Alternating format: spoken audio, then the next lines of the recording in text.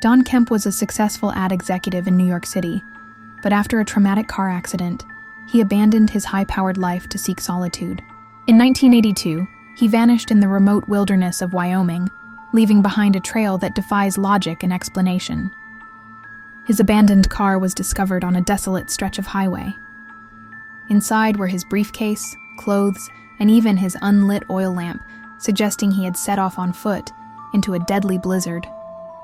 6 deep snowdrifts surrounded the vehicle, no footprints led away. Yet 6 miles away, searchers found his belongings, neatly arranged inside an old barn. That's when things got stranger. Months later, 6 unopened letters Don had written to friends were found at a nearby museum, where he'd apparently visited before disappearing. The manager remembered him as calm and thoughtful, but why would he visit a museum, then vanish into the snow? Nearly 4 years after he disappeared, a friend of Don's received a phone call. The man on the line sounded just like Don and asked cryptic questions before hanging up. The call was traced to a trailer in Casper, Wyoming, but the resident denied everything.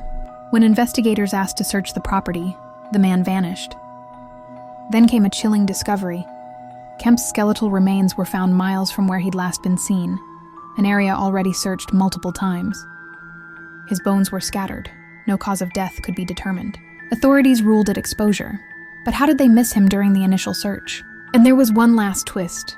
Don's mother swore she'd received a postcard, postmarked from New Mexico, written in Don's handwriting. It simply said, "I'm okay. I just needed time." The postcard vanished before it could be examined. Some believe he faked his death.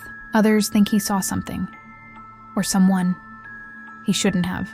To this day, no one can explain what truly happened to Don Kemp. Was it a mental break?